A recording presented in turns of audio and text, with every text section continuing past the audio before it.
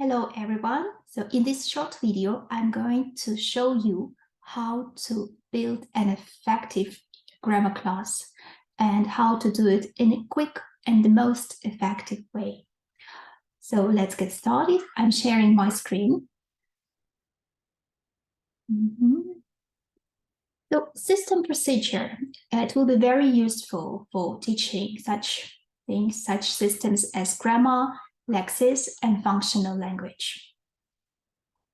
So in today's presentation, in today's video, we are going to formulate lesson A and its outcome. So you will learn how to do it, and that is exactly what your student will get at the end of the class, what will be in his or her pocket. We will create a grammar class by using the most valuable resource, time, effectively. And we will use system procedure. We'll also have a look at micro teaching skills for a grammar class. So I will tell you about CCQs and ICQs relevant to teaching grammar in English. Also, we will incorporate guided discovery into our grammar class. And I will show you how to shift the center from lecturing to your student. Your class will get student-centered. We will design a grammar lesson. So let's choose A2 level. So today, and that will be also a practical implication of your knowledge. So let's get started. First of all, main aim. So when you plan your lesson, you need to think about what is the aim of the lesson. And ideally, it should be the main aim. So if you're teaching systems, you need to think about this as the main aim. Like, I give you an example. By the end of the lesson, students will have understood and used the present continuous to ask each other about future plans. So my main aim will be present continuous. This is my target language. And in my freer practice, I will give the students tasks where they can ask each other about future plans using the target language. If your students will show it at the end of the lesson, that would be perfect. To make your class even more advanced, even better, you can think about sub-aim and if your main aim system. So sub-aim should be skills opposite. So that will be writing or speaking skill or listening or reading. So let's look at my sub-aim. Students will have practiced their ability to read for gist and detailed comprehension. This is my sub-skill. With an article, I choose the text type where they will practice. That is article. And I also focus on the topics. The topic will be about dolphins. When I personally plan lessons, I most often also think about personal aim. Like sometimes I may not finish on time. And for example, for this lesson, I would like to fix it. At some periods of my time of my teaching, my aim was to vary my feedback, like the way I give my feedback to students when we check the tasks. It could be also improving setups, like making them shorter, clear, distinct, not ambiguous, whatever it is, whatever you would like to practice. And also, that's it about aim, that's it about outcome. In order to conduct a lesson, you need to have a plan. That might be complicated when you only start, but actually it's quite logical thing, and you may use 9 stages. These stages are for PPP, so lesson. Let's have a quick look. Engage.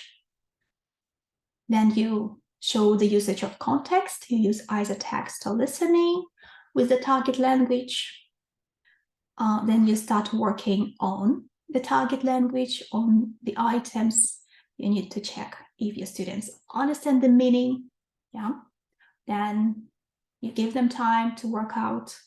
Then you use CCQs to check if they are understanding correct. This next stage, form clarification, this is also very important.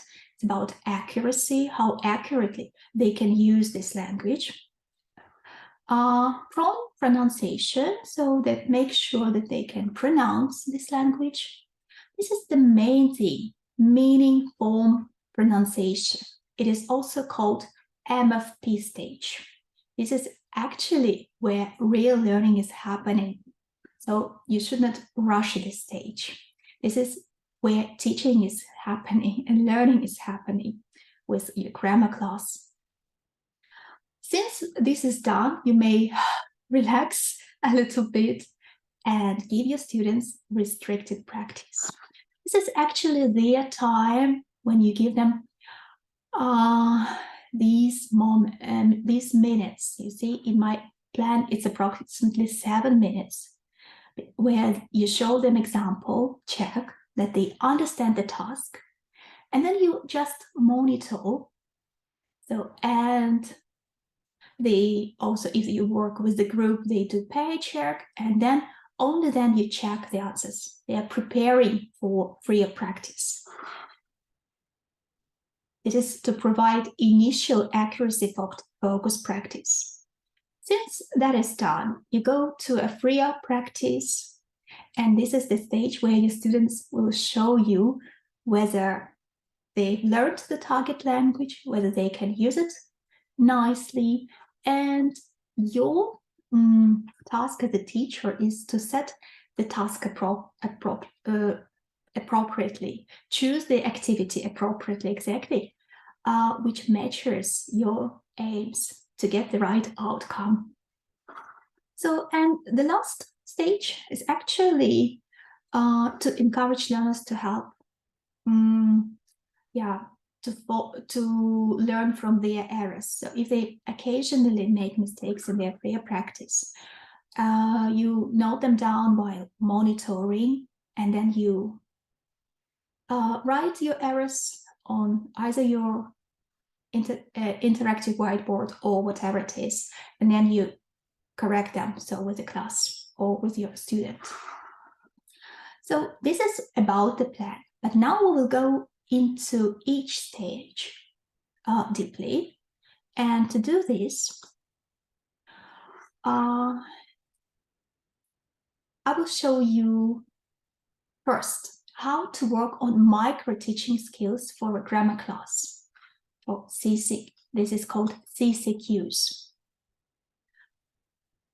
First, what you should remember that CCQs should be short and simple. You should avoid using target language. You also should not use the language that is more difficult.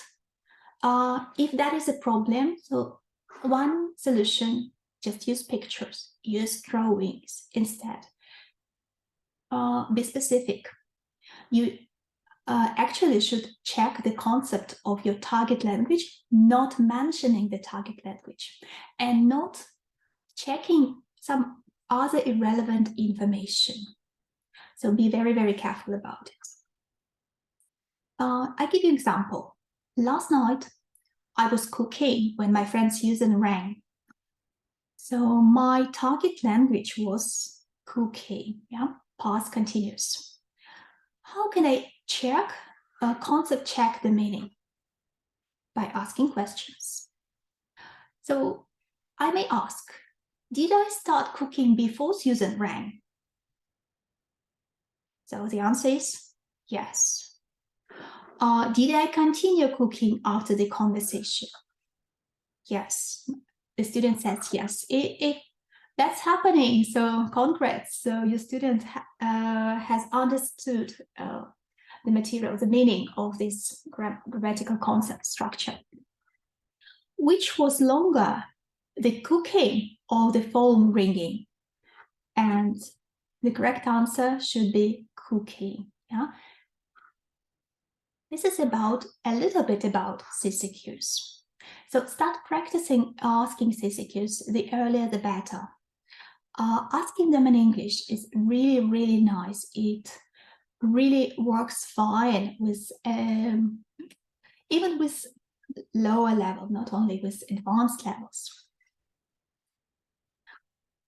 Well, so I've picked up, so actually I've randomly picked up this grammar page from the book, which is called Gold Experience. The level is A2, that is elementary.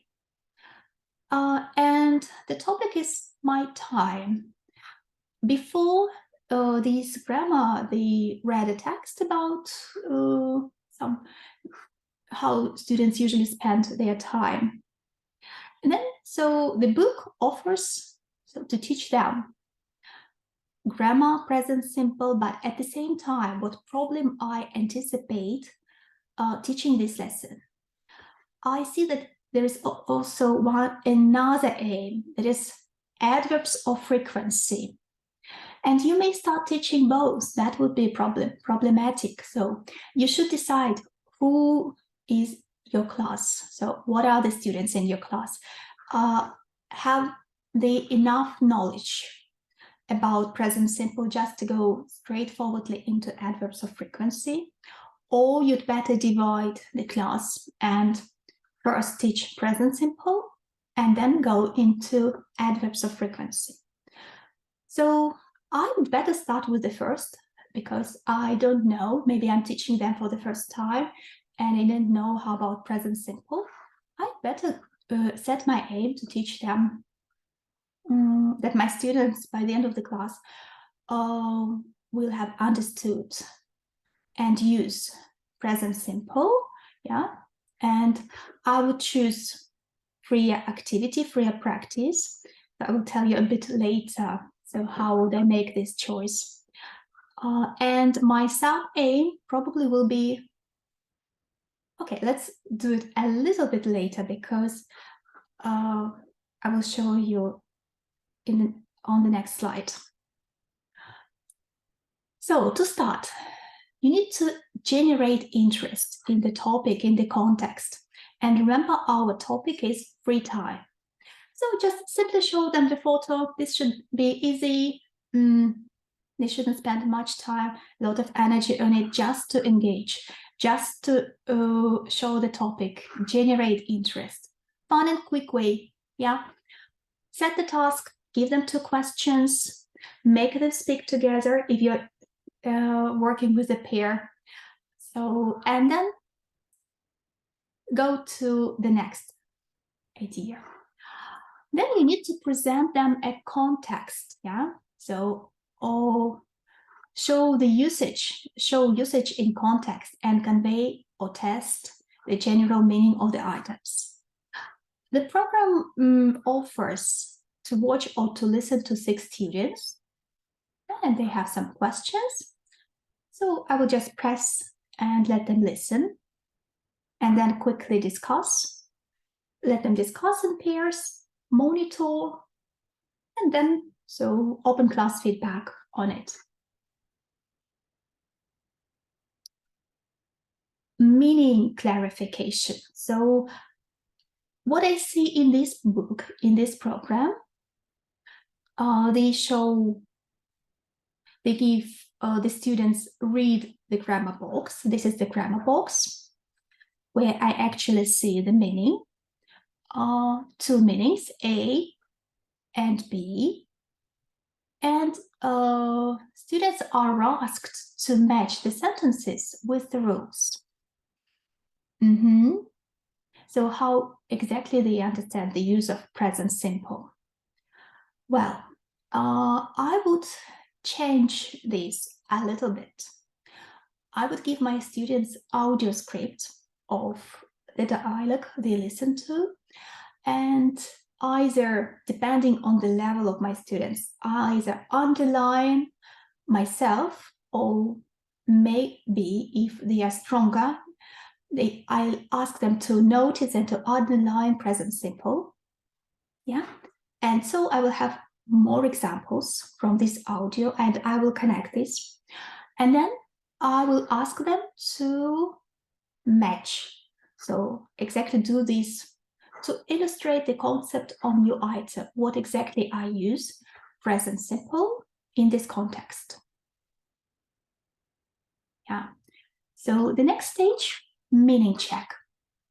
As we've discussed, this is really important stage. And how can you do this?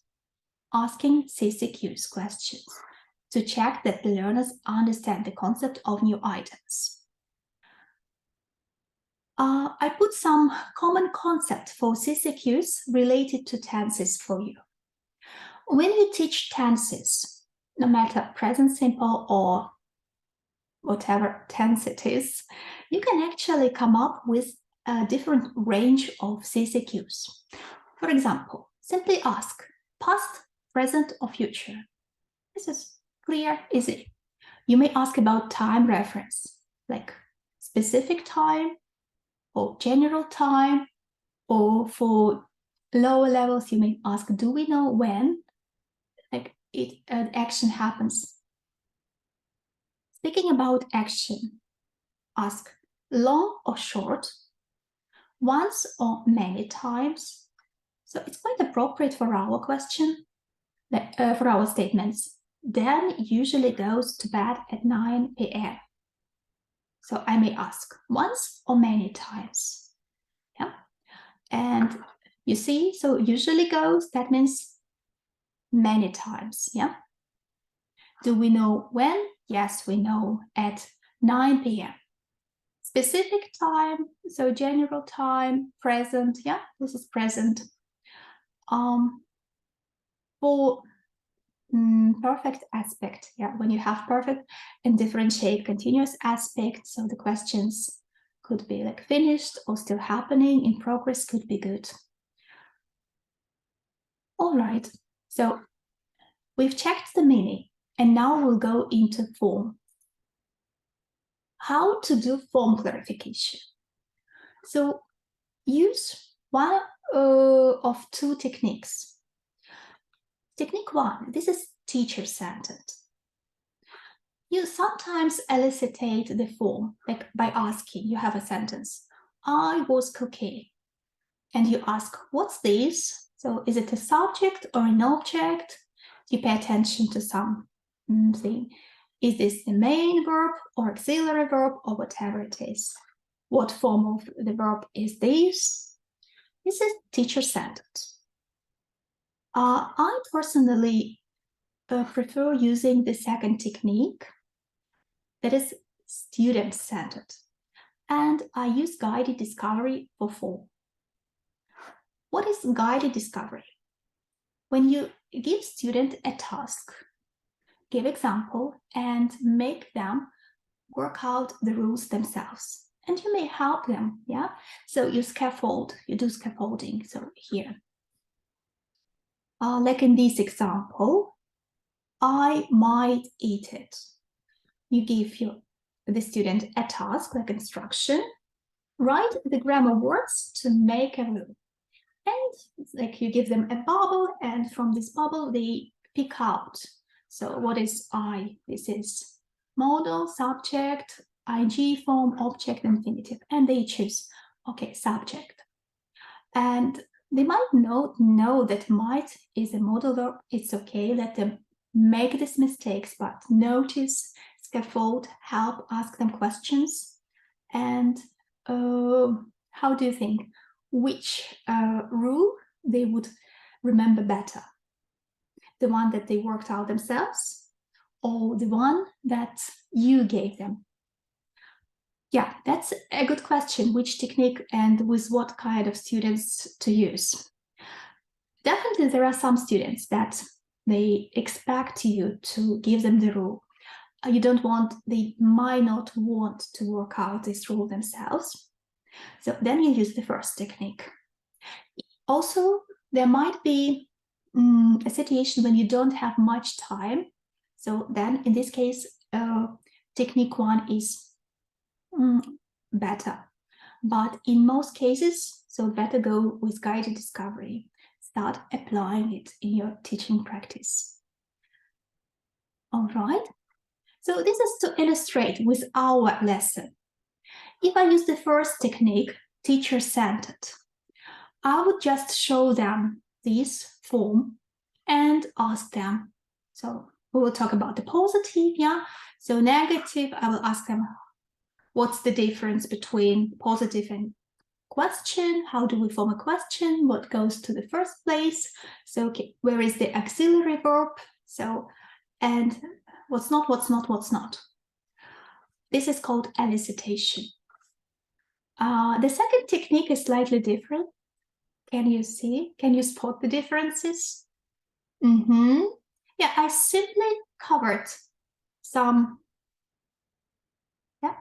words, and I would ask my students to figure out what is there. They would be happy to participate, believe me. And they would remember, so you shouldn't repeat them over and over again. So you should use third person singular he, she, it with things, and it doesn't with thing. Here, the main thing is that you should focus on some problematic, like anticipate the problems that might happen with the target language, and choose the areas where students usually make mistakes. So it will help you and your students to use the language in a more accurate way. So time, 4 minutes, quite convenient to do it. Again, so you give them work on your own first, then pay check if you're working with a group, and open class feedback. So if you work offline, so you may divide them into groups, into pairs, and ask them to come to the blackboard and from each group write down what is missing, or simply give them handouts, so to do them on their own, exchange, whatever it is. So depending on your personal aim. So then comes pronunciation clarification. I do recommend not to skip this, because when you're teaching grammar, you also think about pronunciation. It could be different. So I was thinking what to choose for this lesson, and I decided to focus on stress, how to pronounce it with stress. First, when you drill target language, you do not show them the text, because they need to hear it. They need to listen to it. They listen to it individually, yeah, and then so they drill the target language orally, and then you ask a student to repeat. So don't forget to ask weaker students. So this is the time to work with different students, and if you want them not to be shy, you may ask them to stand up. Again, if you're teaching offline, if you're teaching online, so you shouldn't do this, of course. So you need to highlight the pros of new items, specifically stress here. That is about B. When they've done drilling, show them the text. They need to see it, because some people might not hear everything, yeah, and would be happy to see it. And then you highlight, underline stressed words, discuss why these words are stressed. So that would be useful. After you've done M of P, meaning form pronunciation, so actually you may change the structure. You may start with pronunciation if it is logical in your lesson. There is no strict rule like to follow, like just M of P. This could be changed. you go to restricted practice.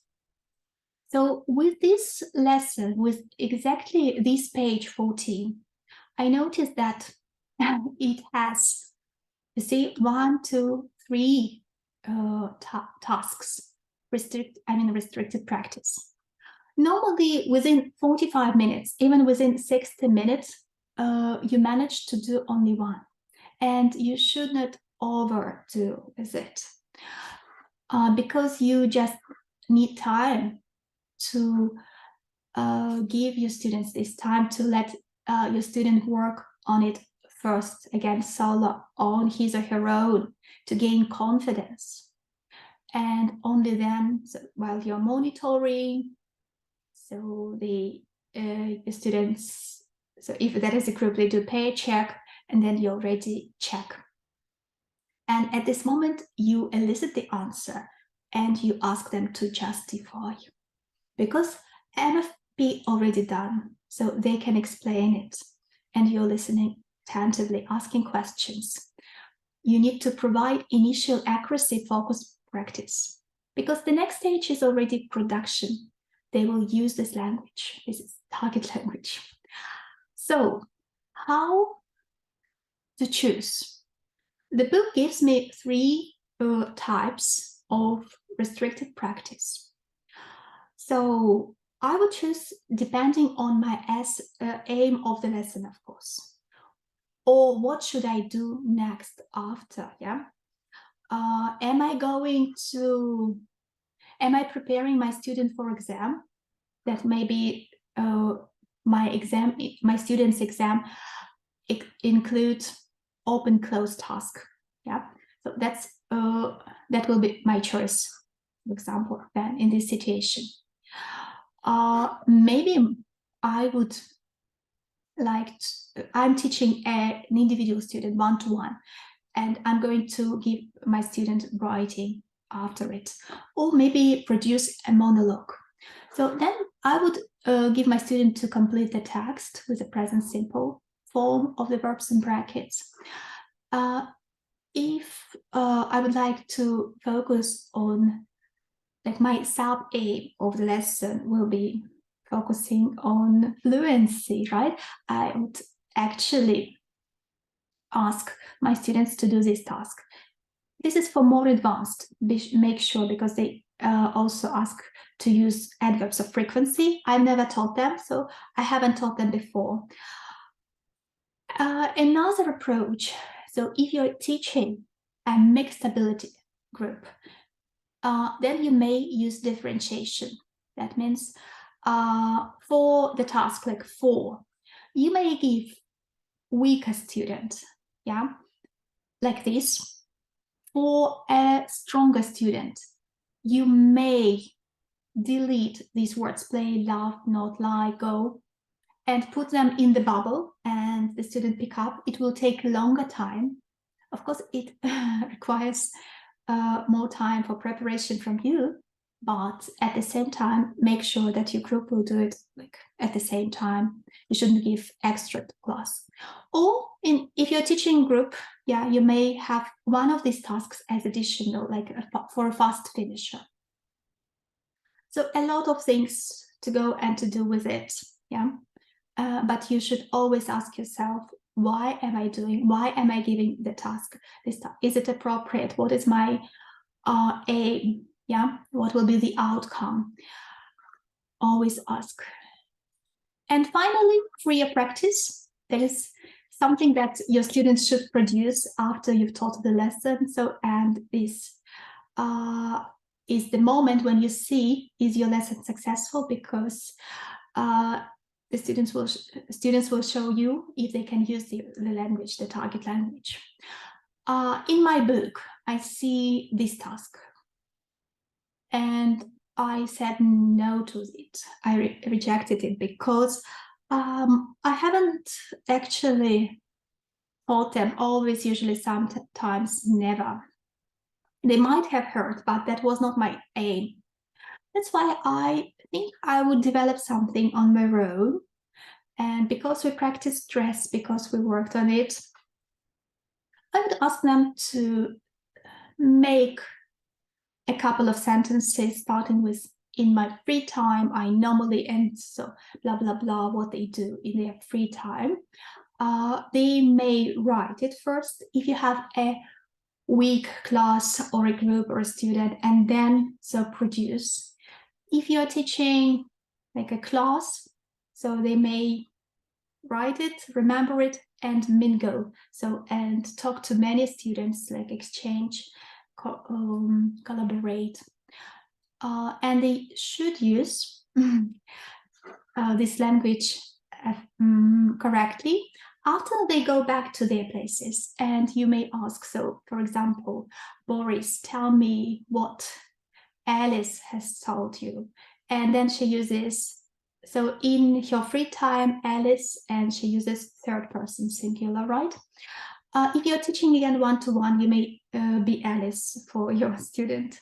You may tell about your activity setting example, what you actually do in your free time. And then, so your student will interpret, restate it. So if you focus on positive forms, yeah? So that is in my case. Okay, a lot of things you can do with this lesson. But the thing to remember is that you should always stick to your aim, yeah? That is important. And you should be very, very, very thoughtful of your student and student-centered. That's all for today. Enjoy your time.